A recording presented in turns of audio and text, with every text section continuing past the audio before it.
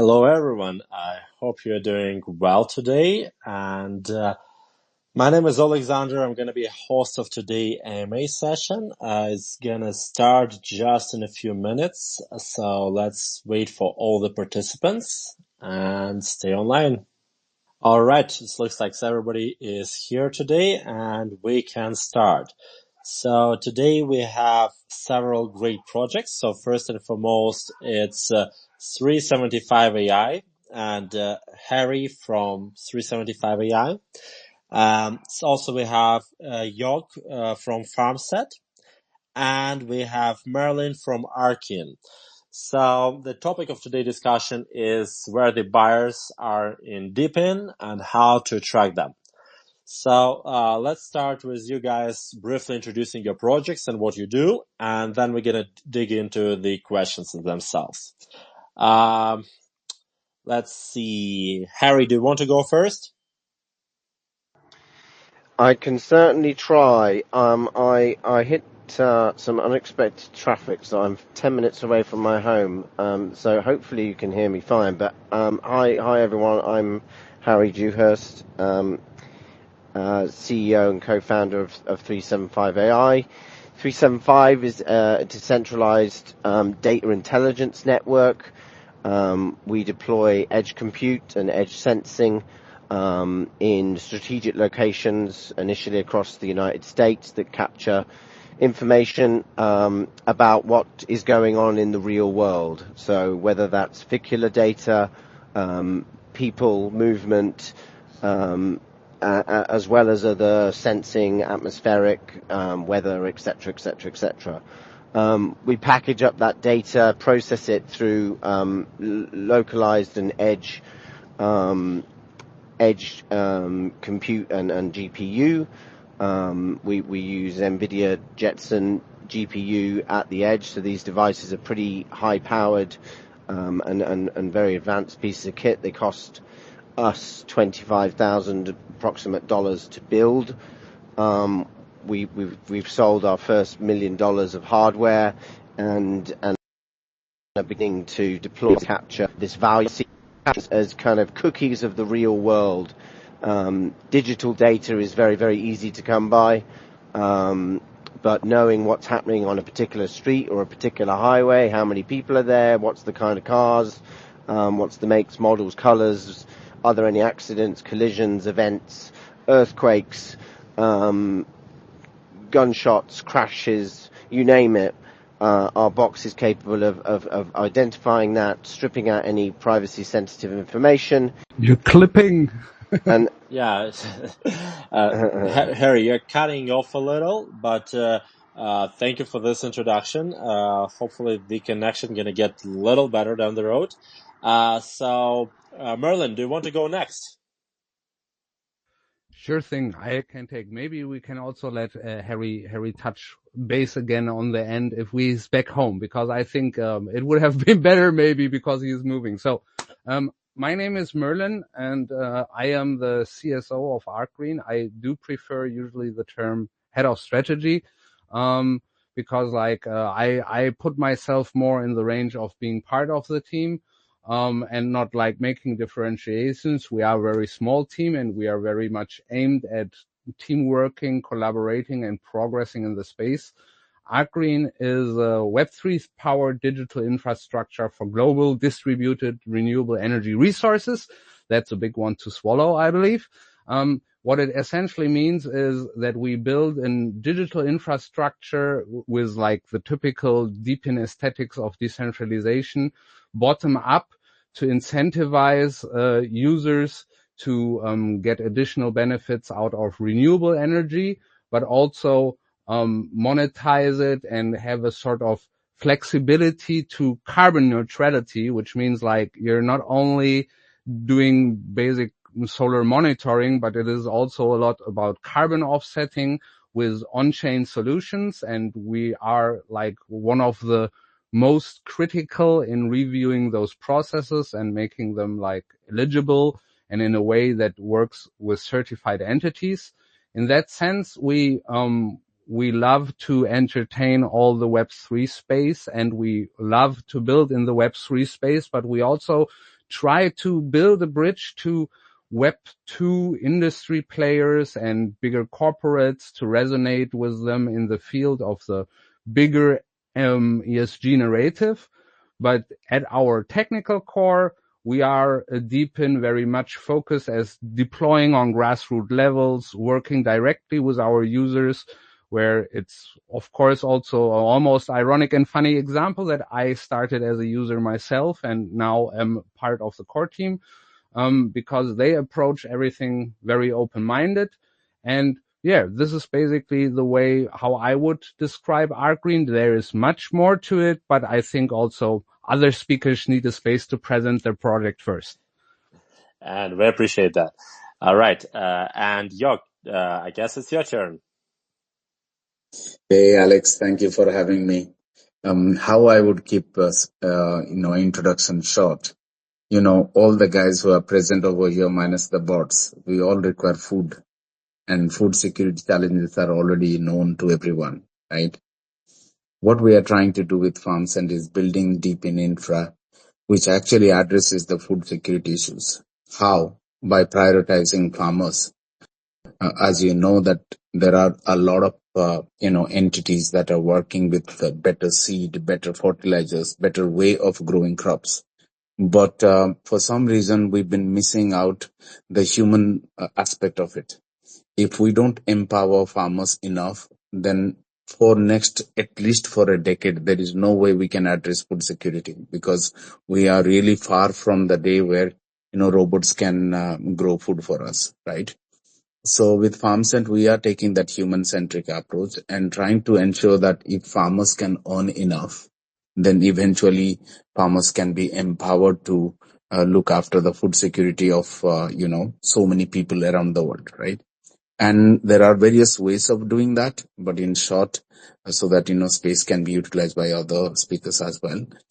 In short, we are just looking at 3 functionality for the farmers. If we can increase income for the trade so that they can earn bit better percentage. At the moment, that is hijacked by the center. Lot of mafia network literally between the farmer and consumer. So if we can pass on a little bit more of that income or stake back to the farmer, and we are implementing a traceability system, which is the collecting data from using sensors and data entered by humans. This traceability system will ensure that food safety is looked after so that consumer can directly buy from farmer. And then there are trade financing and other things, but these are basically a couple of things we are working to improve farmers network around the world. Amazing. All right, guys, and a quick introduction of ADO. So we are DePIN agnostic. We help to connect generic IoT devices because we believe that the biggest problem of DePIN is the hardware cost. And we also are a data market. So we help users connect generic IoT devices and then give them the flexibility of streaming the data or becoming part of someone's infrastructure. So today is an AMA session, and I want to keep it very conversational with you guys. I'm gonna be the devil's advocate here from a Web2 world, and just take your turns and tell me the answers, like on my, let's say, devil's advocate concerns. So first and foremost, why Web3? Why wouldn't you do it in a Web2 world? Why wouldn't you just go open a company and deploy the infrastructure yourself? So why would you go and do it the way you do it with Web 3 or Web 2.5? So yo, guys, so you raised your hand, but guys, you are also on the line, so don't hope that you're gonna escape this question. So Jörg, why don't you go first? Actually, we are not so much of a Web3 company, and allow me to explain a bit or expand on it. Most of the farmers and the consumers are living, let's say, in a Web2 world, right? Because the farmers are growing food and they have no idea about the Web3 or very little idea about Web3. And same goes with the consumers, they're busy with their world. But we couldn't find any system that brings transparency, right? There are a lot of opacity between consumer and farmer, right? You don't know what you are putting in your body. Supply chain is completely broken, and in the center there are just too many charges. Somebody is charging that I have seen an agent charging 15-20% in between for doing nothing, right? So by bringing transparency, you can improve this or optimize this center. And what better technology than blockchain or Web3, where you can bring transparency without the control of any centralized entities. So if blockchain wasn't there, would we be able to do FarmCent? Yes, but would that be effective? Answer is no. Got it. So to keep your answer like short, a couple of words, that would be transparency. Would that be the answer? Absolutely. Got it. And Marilyn, what about you? So, and I'm also going to recap my understanding of what you guys do. So correct me if I'm wrong, because we have listeners from different areas and they may meet your project for the first time. So Marilyn, you guys are doing carbon offsets through the DePIN. Is that a good way to describe it in 3 words? Maybe, like, I will try to keep it short, but I have to add a little context. Like, the thing is that Go ahead. our deep, because I don't want to make this about promoting our project here, but I feel it is important for context. Like, the part is that as a DePIN, we work with a decentralized user base, which means basically anyone. And our main product is like we hedge upon solar installations and monitor electricity generated by user solar installations, like on a private home or something. And we do a certification of this green energy to be compliant with carbon emission standards, for example. But also we give a additional incentive for this data to the users in form of our token. But this is not where it ends. It is just one example. We even have like a smart plug that only monitors consumption of electricity, gives you the chance to offset this, but also rewards you for it. And we have more products, but I will keep it concise now. Everything centers in a way around either electric generation or consumption, and we connect it all with a carbon offset narrative. We gamify it a little bit, but like, so it caters every aspect of the Web3 world. And there we come more to the answer of the question, like, why Web3 and why not Web2? I have to actually add a little bit on to what Jörg said, because I see it different but similar. I see it also that we are a very much Web3 company because we do everything Web3, but we have a good understanding and mindset of the Web2 world. And this is something in the past you saw problems with the interconnection. 3 years ago, before the big DePIN narrative, when everything still was IoT on blockchain, it was always that the Web2 companies that were meant to buy the data, they were always like, oh, tokenized stuff, this makes us afraid. And now they learned a little bit and are more open to the mindset, especially since tokenized carbon offset and stuff like this. But on the other side, also, the Web3 world learned their lesson, so to speak, and does understand now, look, they want it a certain way. They want things also sometimes on paper with a signature. Everything has to work by corporate standards. I see just in this world, both things coming closer together. So we want to thrive for Web3, but actually we try to find the middle ground of Web 2.5, so everyone is involved and happy. And there it is also why we want the Web3 world, though, for our users. It's simply inclusivity and less barriers, because like, while the corporate entities, the data buyers, the people that want to have big time carbon offset that we want as customers, they want more the 2.5 stuff. Our users, they wanted Web3 like. They don't want to do crazy KYCs and give all their data from their, I don't know, their phone bill and whatnot. They want to be able to have their crypto secure wallet. but they also want to be an independent user and make decisions without committing to signing contracts and paying subscriptions and whatnot. The user just wants to start. If they hear from an idea and they really are like, oh, this is cool, I could think I am part of this, like it completely removes a huge entry barrier of research and doing crazy paperwork, because Web3 lowers the entry barrier for a user. As a company, you can also tone the entry level down. Like if you have the need in the traditional world to create contracts and subscriptions and everything, your entry barrier going to be high. You want people to subscribe for a year to commit $200. But in the Web3 world, because we make it super fast accessible, we can also say, look, you can even start with 50 cents here. You just use your wallet and you opt into something, bam, it's done. And there's why I say we need Web3. Oh, okay. So, in other words, if I were to put it in one sentence, and Hi again, guys, correct me if I'm wrong. I'm safely home. You'll be pleased to hear. Hopefully, you can hear me well now. Yes, that's we better. are pleased to hear. Much better. Excellent. Hi, I Harry. might We are have pleased broke to hear. So some we're speedy going rules, but I am go. here.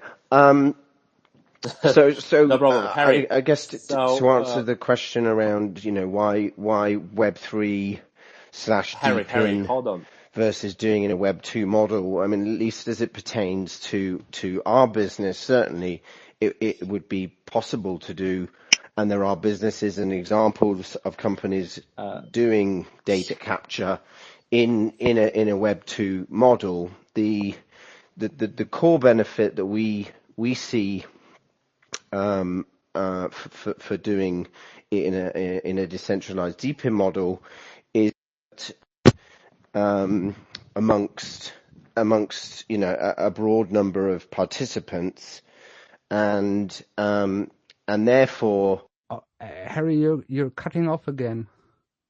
Sorry. is Harry, can you double check I your don't know why. mic? Yeah, can you double check your mic, because I think you were Hello? cutting a little. Yes, can you hear me? Okay, give me 1 second. Yeah, I hear Alexander. So I muted Harry. I'm gonna write him in the chat because I don't think he hears me clearly.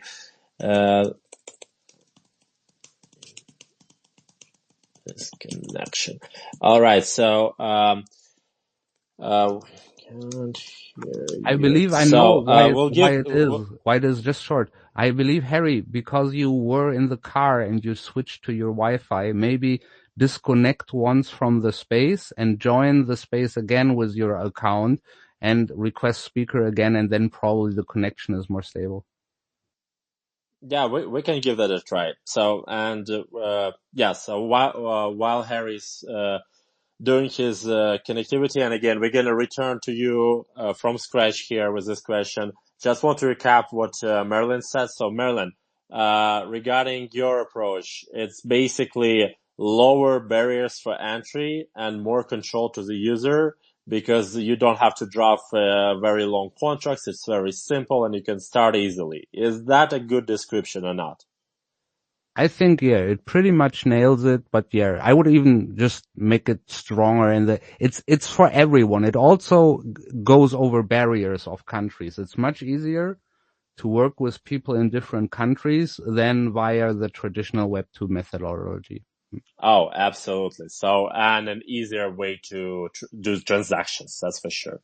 All right, Harry, I'm going to repeat the question once again, and I'm see you requested to speak. So back to speakers.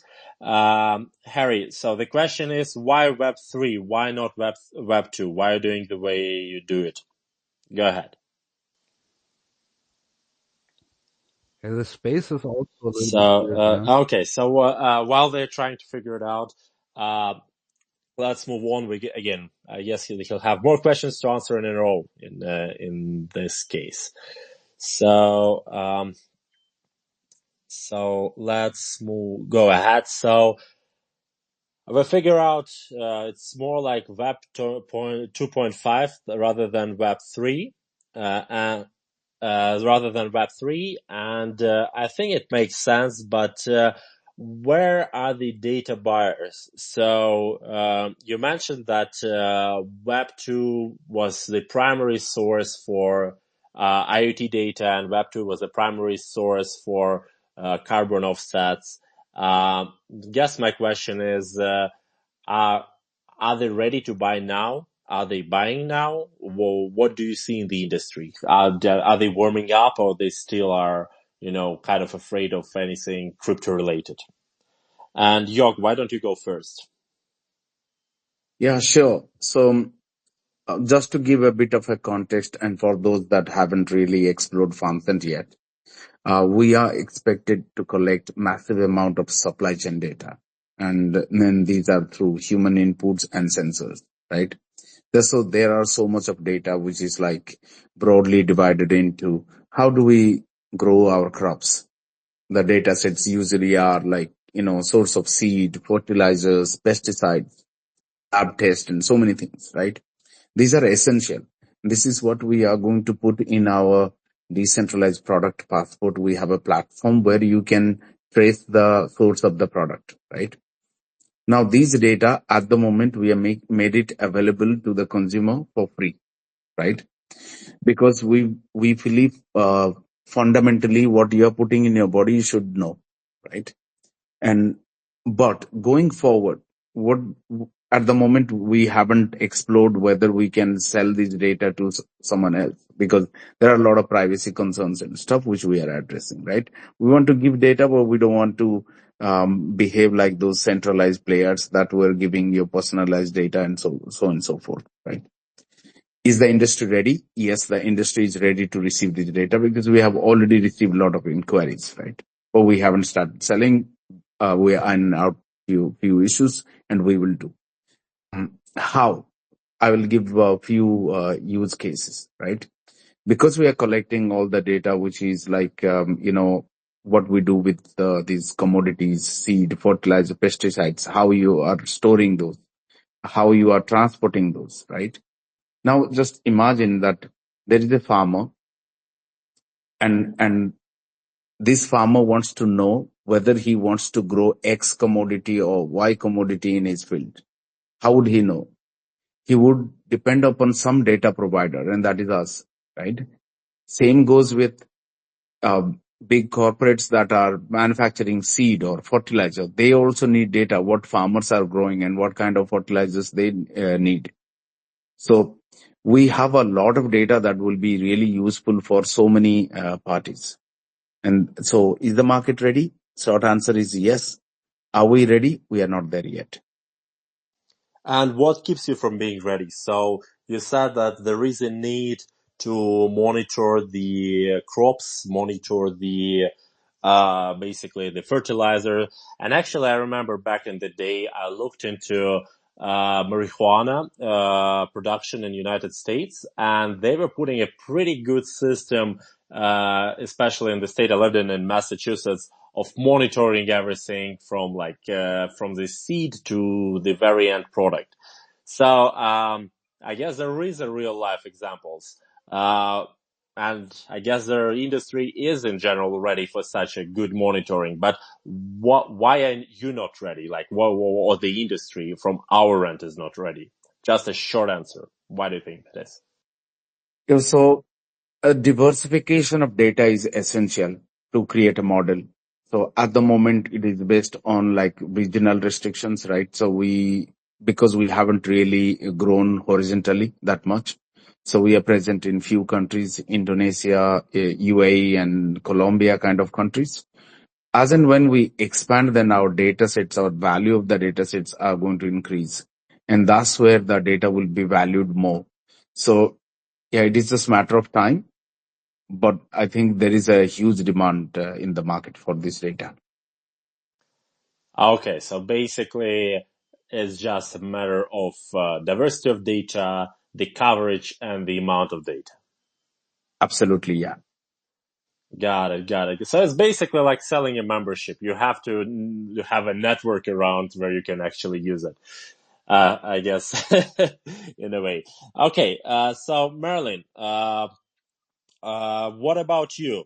Why do you think in like what makes it different from IoT, Web 2.0, and the current situation?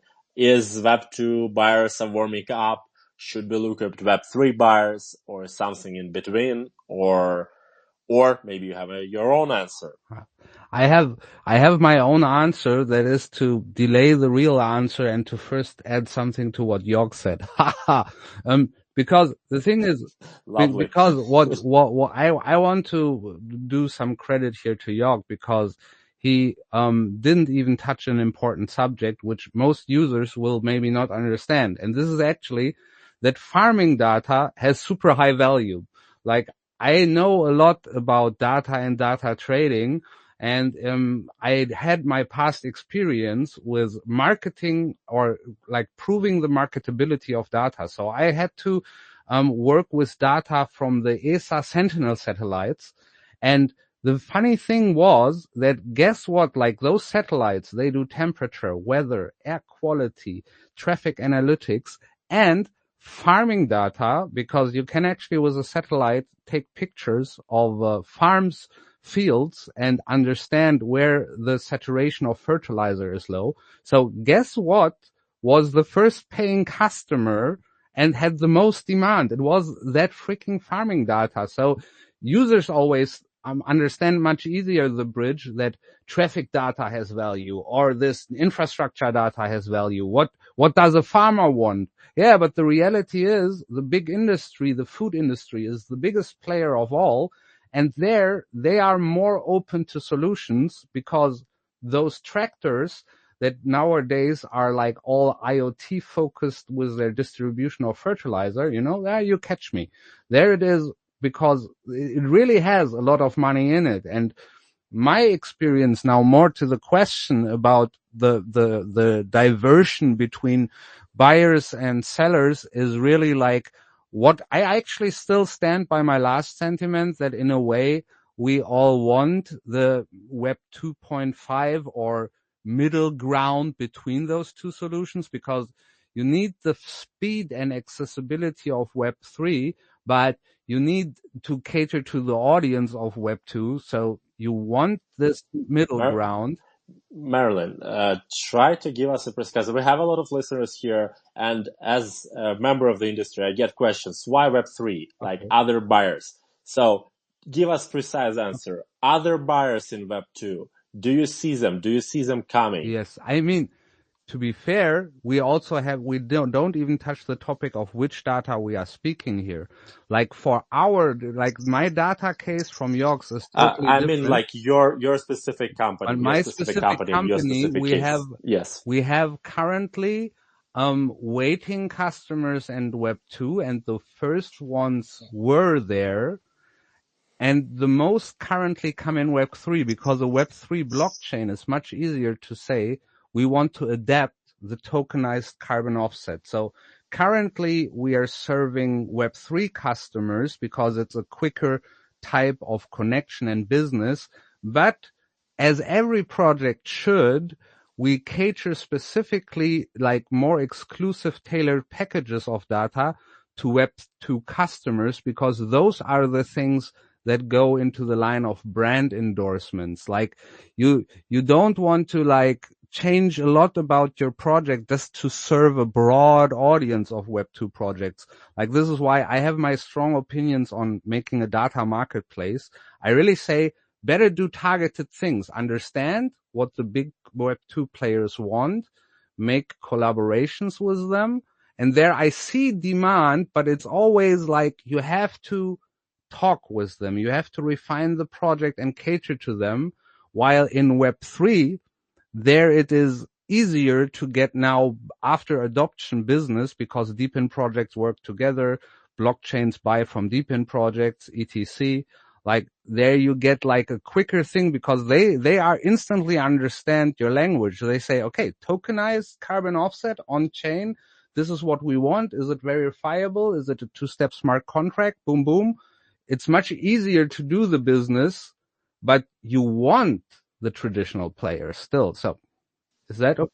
So basically what you're saying is Web3 is fast to do business with because they understand the tokens and the tokenized carbon offsets, which I think makes total sense. Web2, you said you have lined up customers, so a couple of customers who are interested. What keeps them from coming over right now and, becoming a client? To have the right product for them, because Web2 customers want to buy something, but they are always careful. They want to much more talk in light of dooming SEC and MiCA regulations. They want to really be very precise about the terminology, and they want to be served in part with some Web2 aspects. For them, it's not enough to have it tokenized on chain. They want to do a negotiation with you, a contract with you. They want very specifically, how does this appear? They will check things with a lawyer. Like, it doesn't really hold them from, but it is more tedious to work with them. And because you want them and you want those brand endorsement or the acknowledgement of those old industry players, you're a little bit locked into this, like to longer have talks with them. So this is why, like, maybe also to go more on the negative side of your question, it's also that they, No, I mean, again, we're just trying to keep it short because we have more questions here. But again, just to recap, so what you're saying is Web2 businesses prefer to have some ability to do negotiations. They are used to do traditional way of businesses of sitting down, signing a contract, and getting them buying something tokenized with fixed price of some sort. Rise is just a different way of doing business. Plus, they have regulatory concerns. yes, Will that be kind of a yes, that's summary? good. Yeah, you said it better than me. Now, just trying to sum it up for each cases, but interesting. I honestly believe, especially in your situation, in the situation of carbon offsets, the industry had problems of having double counting of certain assets and then not tracking the carbon offsets generated. And I think with Web3, or at least with blockchain, we're solving those problems. And it's yet to come, but it's a big market. I know, because I looked at it in the past. It's a pretty big one. But okay, so we have Trevor here from 375 AI, and Trevor, thank you for joining and basically covering Harry here. Can you hear us well? I got you. Trevor? Can you hear me? Yes, perfect. So you kind of have two questions in a row. So first and foremost, why 375 does business the way it does? So basically, why Web3? Why tokens? Why don't you go up and open a Web2 company and just do it Web2 way? Go ahead. So that's the first question. Okay, cool. So the benefit of Web3, well, first of all, we could do this without Web3, without a DePIN or a crypto component. But by leveraging the DePIN flywheel and allowing people all over the world to participate in the build out of the network, buying our devices, hosting them, managing them, contributing them, allows us to generate massively more data, and do so much quicker.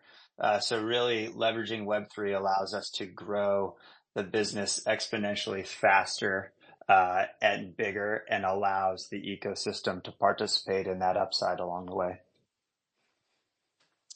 Perfect. So basically, again, I'm trying to sum up and dumb it down from my perspective as a listener. But basically, you can get global outreach to clients instead of doing it Web2 way, where you're going city by city. It's the fundamental thesis of DePIN, right? Like in the legacy Web2 world, one company spends all the money, owns the network entirely, is responsible for all the CapEx and maintenance. And we are, decentralizing that component, and makes the business, much more scalable, much faster, and much more fun and exciting. Okay, interesting. And the second question, and this, I guess in your case, because I didn't see much of similar companies in the past, I would a little rephrase it. So why now? Why 375 is happening in Sure. 2024, but not 2015? Sure. The question is primarily are geared towards buyers and the data, like what changed on the data buying side.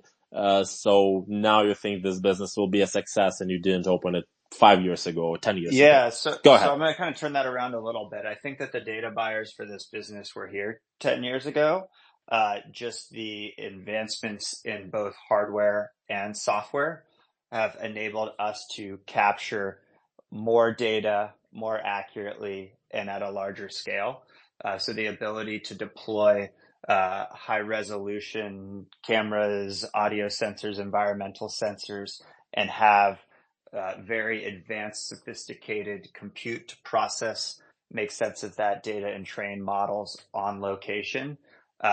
Just we're not there. Oftentimes in startups tech, whether it be Web 2 or Web 3, you need to have the timing right in terms of is the technology ready, and the improvements in both hardware and software in terms of artificial intelligence have gotten to a place where we're able to now leverage them and execute on the business plan.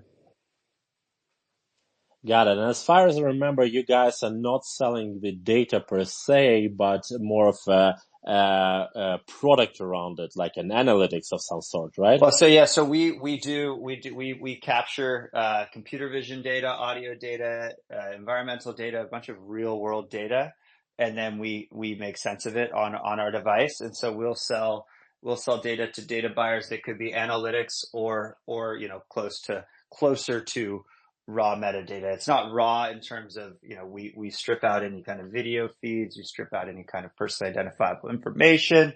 We make sense of stuff to a certain level, and then we sell either, metadata. So that could be, population movement counts, frequencies, etc., or deeper analytics, to data buyers who are buying data around the real world, whether it be commercial vehicle data, traffic data, environmental data, trends, and such. And they're already buying it. This is just a much bigger, more accurate data set, and we're selling it through existing channels where large brands and businesses and hedge funds, etc., are already spending billions of dollars. Got it. Perfect. So basically, the buyer is already there. You just can do it more efficiently, more precisely, The buyers and are tailor for the the needs. buyers are already buying this type of data in the digital world, and they want it in the real world, and we're allowing them to get it. Got it. Perfect. Thank you, Trevor. So now you're gonna be how would I say it? Gonna listen to my reflections. So what I noticed from all of you guys is that you sound like Web 2.5 projects, and you sound okay with it. So correct me if I'm wrong here, but it looks like in all of your cases, you're trying to get the Web 2 buyers because they have money and you're not a charity, to my knowledge. So you're not a charity. You need to get the actual cash flow, and that cash flow is the Web 2. And what I think we saw in the industry, and again, I would give you turns to kind of shit on my my suggestions or maybe agree with them. But what I think a lot of Web3 in general was kind of locked in its own ecosystem. Like, DeFi for a very long time was just a part of the world of its own, and then it really got the money when the big players got in, when they got attracted in the product. Sounds like you guys are doing things, directly with both of two worlds. You're getting right incentive to people, which you give them the control, you give them the knowledge of what they're exactly getting. You have good transactions with them, easy to implement on one side. So you get this people the ability to participate, know what they're getting into, and know exactly what they're getting out of their actions. On the other hand, you have the ability, unlike all the rest of the industries in Web3, to go out and actually do negotiation of the sale of your product, which I like a lot. And again, I wonder what you think of this. Like, do you agree in general, or maybe have a different look? Jörg, do you want to go first? Yeah, sure. I think, because, I think to be fair, we overhyped the Web3. Okay. And it is a decentralized platform, so that also got a lot of people involved. And the fact that you can trade 24/7, 365, there was a bit of an exaggeration. But in real, I mean, people are using internet, but probably wouldn't know what TCP/IP is, right? So we are at this stage. Eventually, I think with better user experience, the line between the Web 2 and Web 3 will blur. For a common user, it wouldn't make any difference between whether this is a Web 2 app or a Web 3 app, right? So we are at that stage. Eventually, these all things will be looked up. I think the whole world from the builder perspective is going towards Web 3, and there is no point denying that.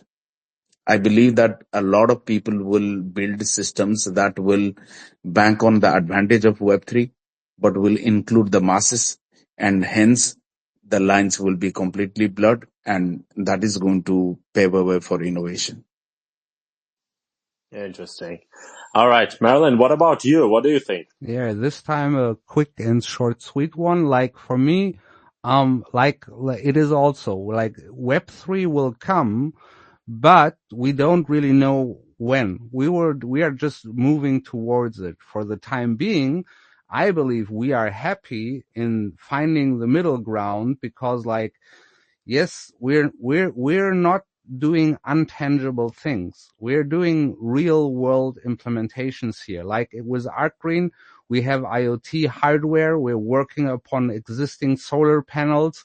We're doing offset on chain, but it all starts in the real world with smart plugs monitoring this stuff we build in the homes of people. This is our real world. Like Jörg is doing the farmer, and like AI has also their aspect solution on things. It has an effect on the real world. We're not building the metaverse here. We're not doing some DeFi token trading. It is about the real world, and this is why we need the middle ground. Amazing. I love the answer. Absolutely did.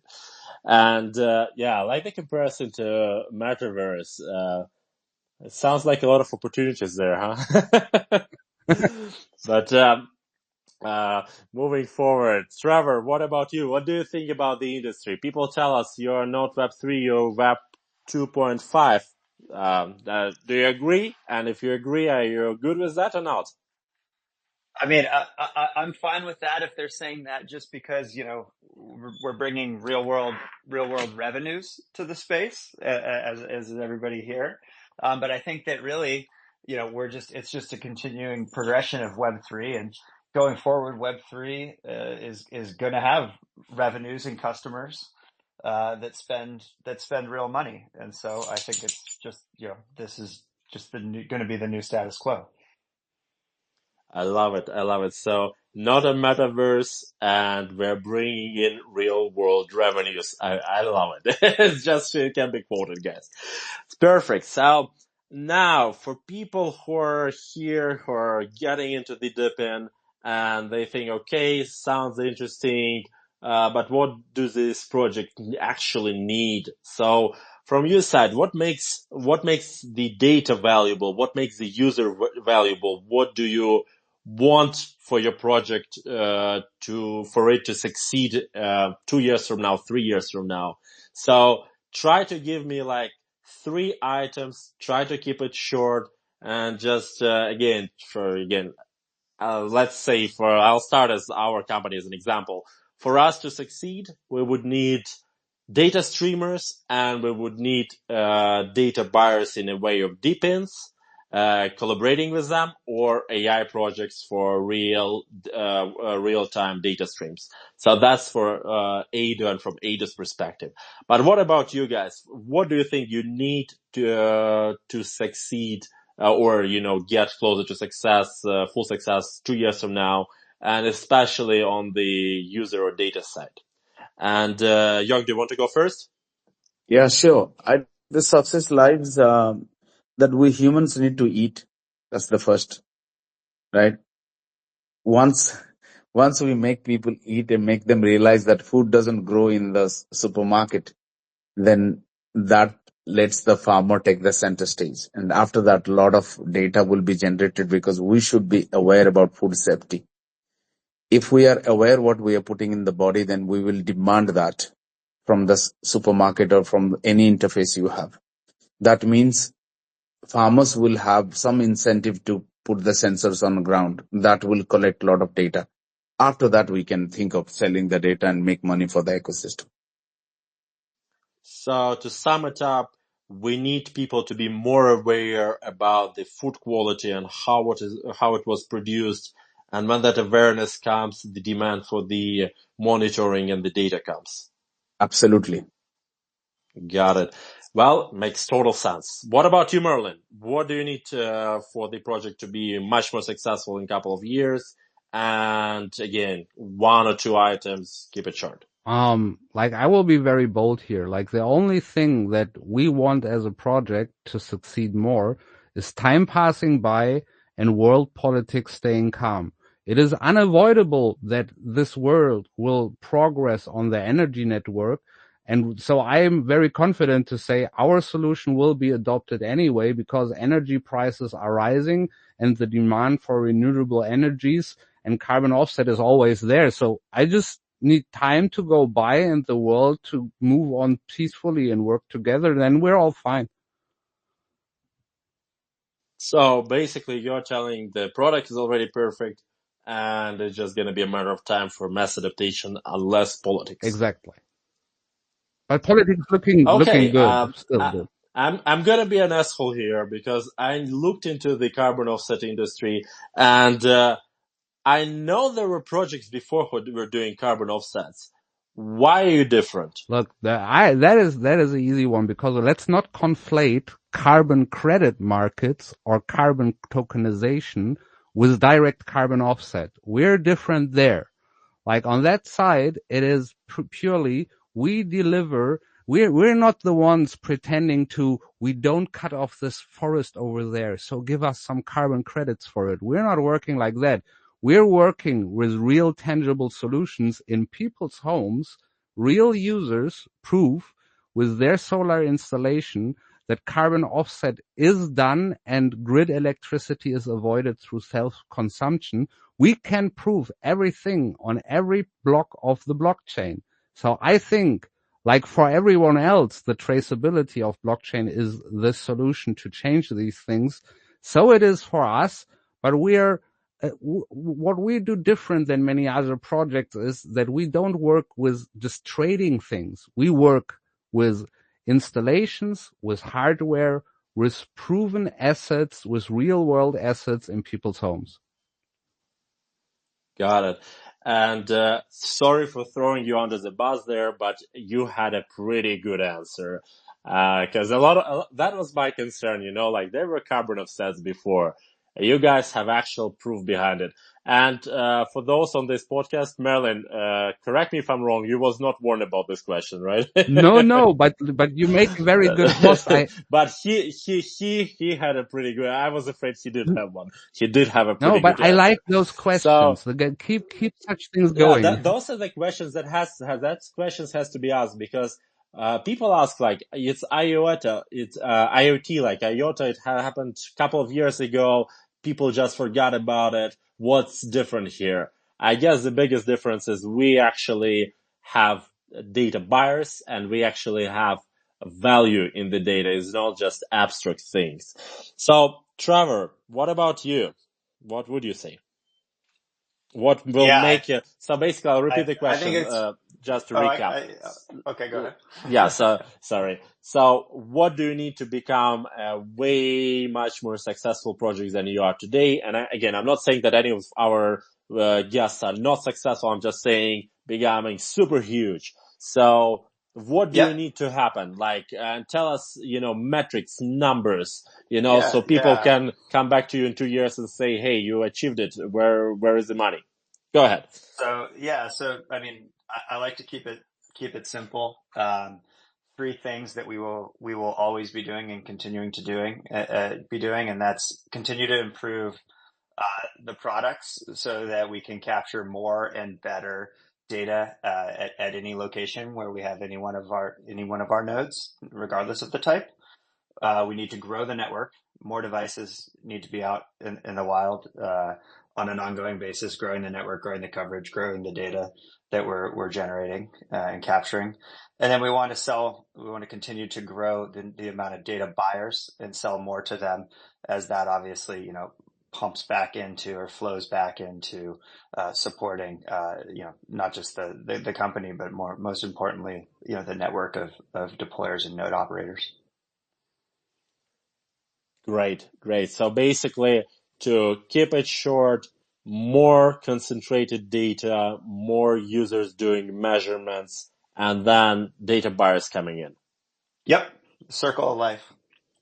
Yep, I mean, it makes sense. It doesn't have to be very elaborate or complex. It makes sense, guys.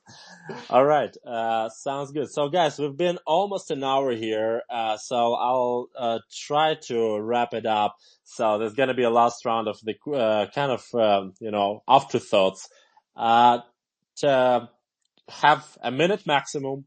Tell something you want to tell the users. Can be relevant to the project or the industry, or maybe you have some upcoming news. So, or maybe just refresh the social network so they come and visit you. And by the way, if anybody from the audience have any questions, I don't think I have a way to submit it actually. I'll figure out in the meantime. But Jörg, go ahead. You have 1 minute. What would you like to tell our listeners and those who will listen later on? Just follow us in social and watch out. I think, we have a campaign, no farmers, no food. Just be aware that this human-centric approach we are taking is essential for all of us. And end of the day, we all have to eat. And be mindful of what you are putting in the body. So obviously watch out traceability, even if it's not from our system, wherever possible, try to look at. Don't pass that to a third party.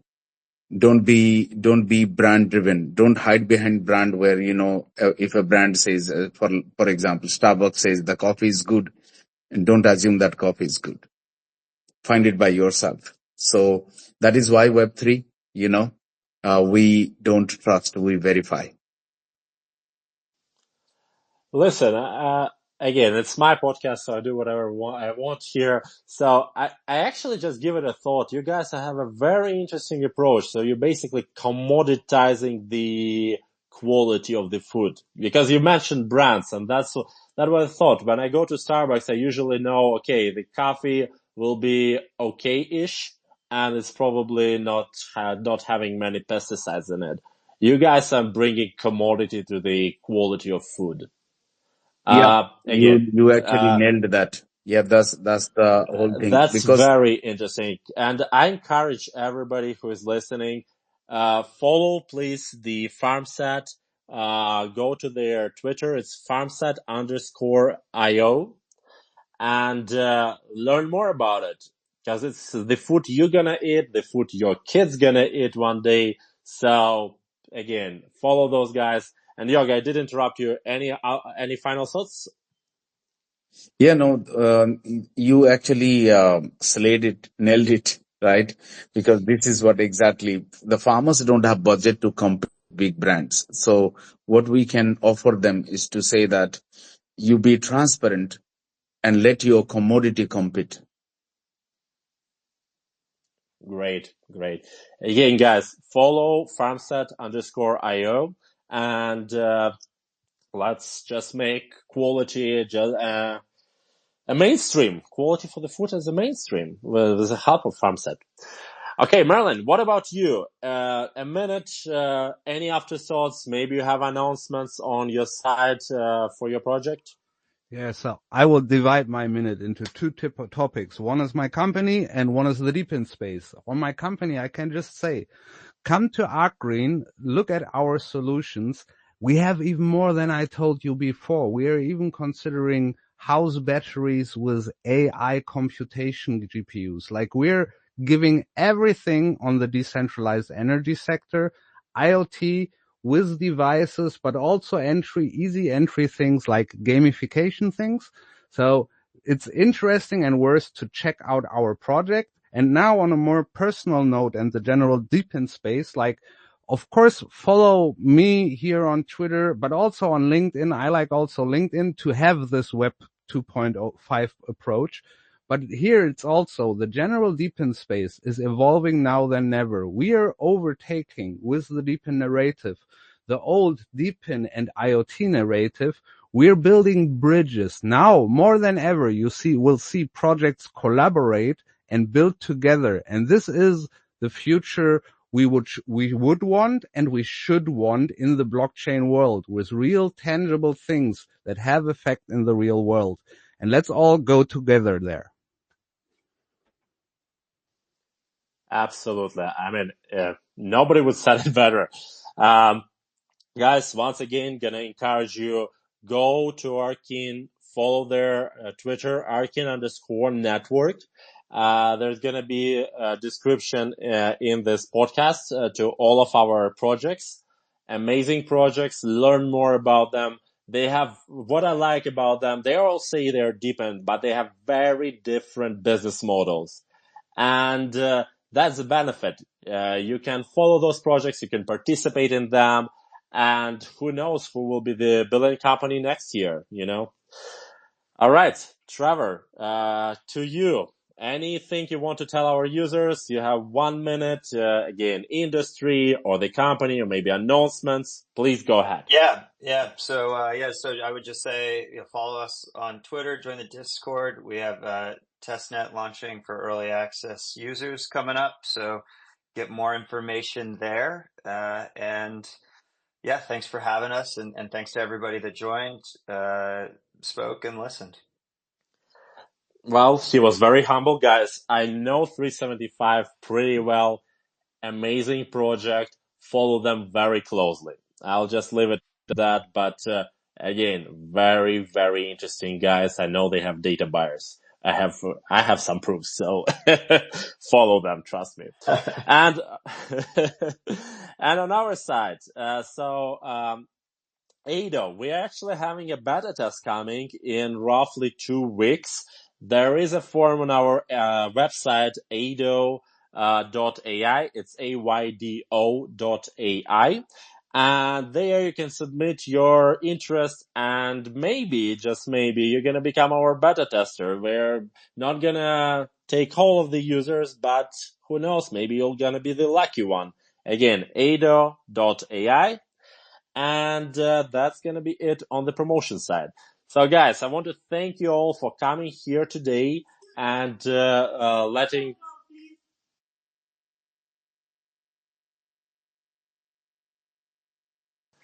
All right. So thank you for coming today, and please share this podcast, follow us, and if you have any questions or comments, leave them underneath this podcast. Thank you.